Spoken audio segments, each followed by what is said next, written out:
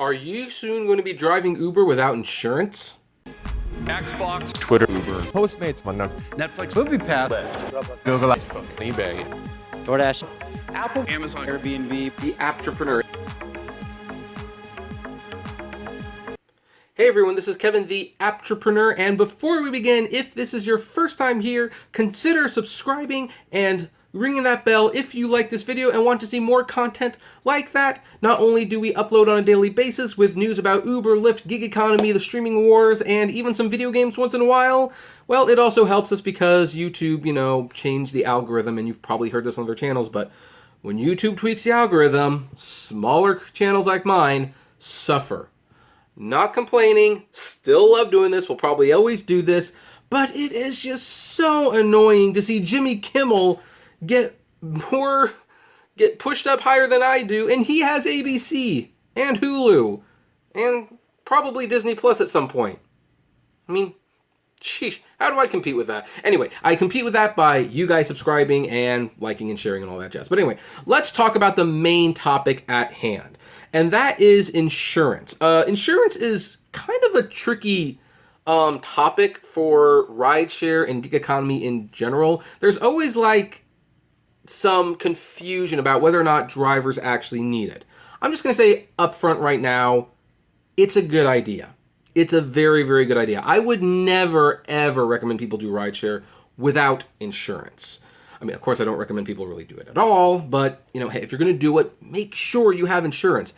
Katie has insurance because she still does a little bit of Uber and Lyft.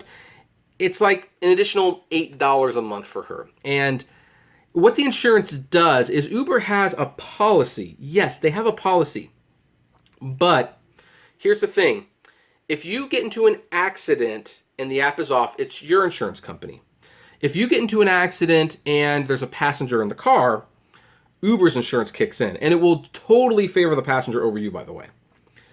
But if you get into an accident on your way to pick someone up and there's no one in the car with you, that's where it becomes like a tricky subject, because at that point, Uber says a passenger wasn't in the car, you need to talk to your insurance company. And then the insurance company says you were doing rideshare at the time, you got to contact Uber.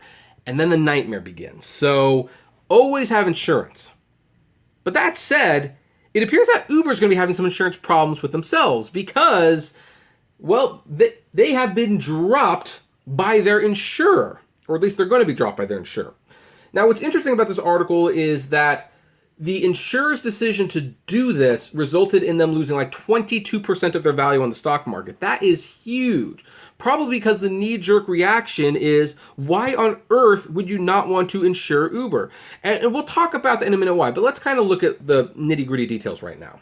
So, shares of insured James River Group Holdings Ltd. tumbled 22% Wednesday, putting them on track for their biggest one-day percentage decline since February of 2018, after the insurer said it plans to cancel all policies issued to its biggest customer, Uber's commercial auto business Razor LLC, because Uber has other subsidies that they deal with payments and insurance so that, they're kind of protected to a certain extent. Quote, "This account has not met our expectations for profitability, and we think it best to terminate the underwriting relationships as of year end," Chief Executive J. Adam Abrams said in late Tuesday's statement.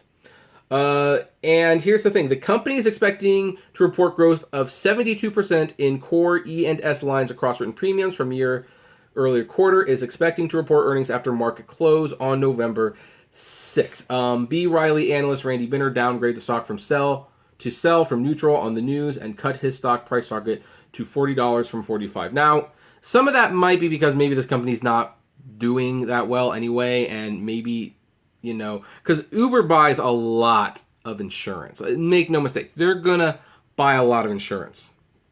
And some of you might even be looking at this quote right here, which seems pretty damning. "This account has not met our expectations for profitability, and we think it best to terminate the underwriting relationship as of year end." Now, some people might take away from that this means, see, they even admit that Uber's not making money.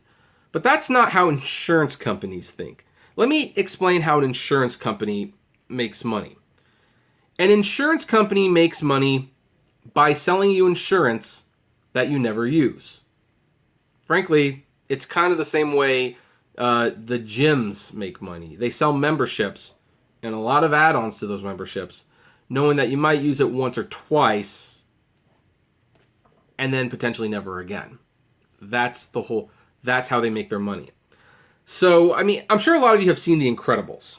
But in case you haven't, Bob, Mr. Incredible, when he has to get like a real job, he works at an insurance agency. And he's a superhero. So he's helping the clients, claim their insurance after catastrophes. And that's what you think. Sorry, I had a hiccup right there.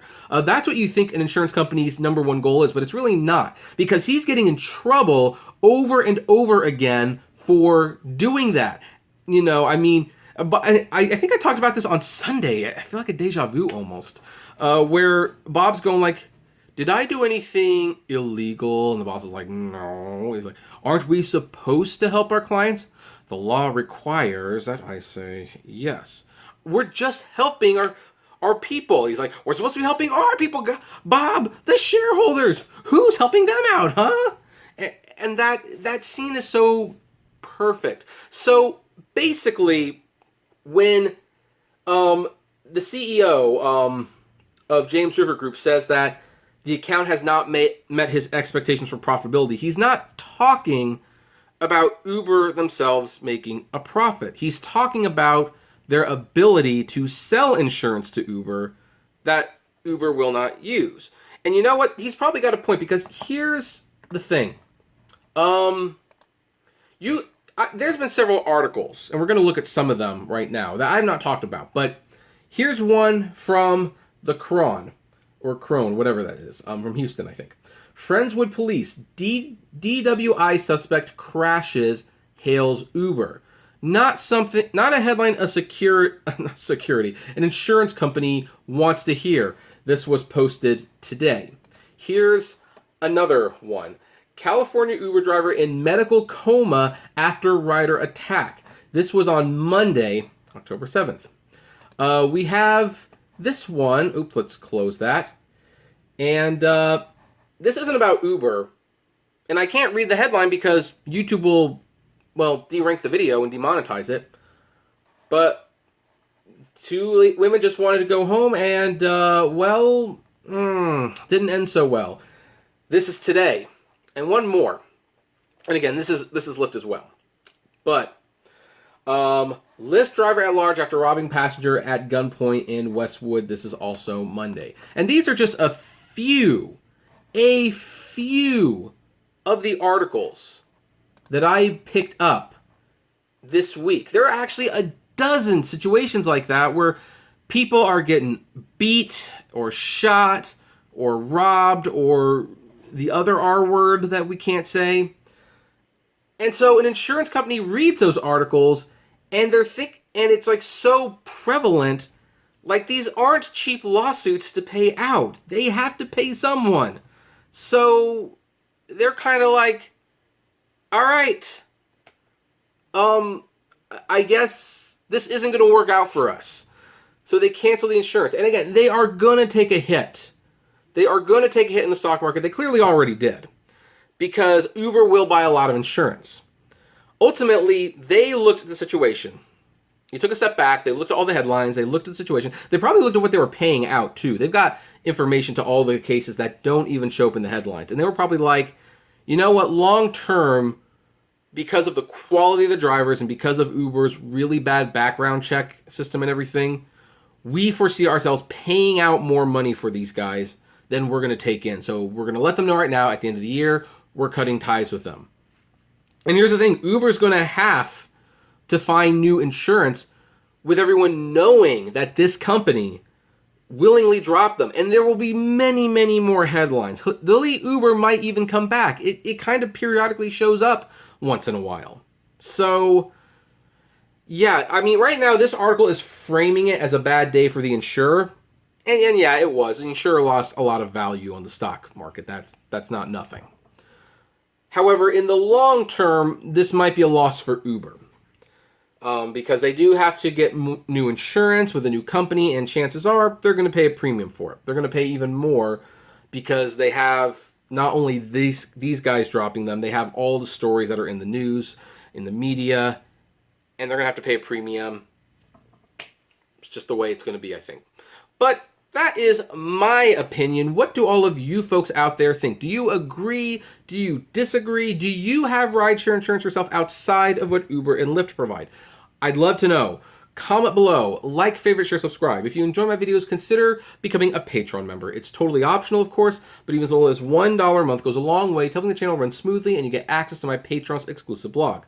Also, if gas prices are just a little high for you, little concerning, check out the Get Upside app below. It's totally free, but you get cash back on every gas purchase. If you want more content from me, check out my other YouTube channels, Kevin T. Rodriguez, the Apptrepreneur Vlogs, and Autograph Hound. And finally, if you want to talk to me or other fellow rideshare drivers out there, check us out at the Apptrepreneur Hangouts on Facebook. And as always, flame responsibly. Have a good one.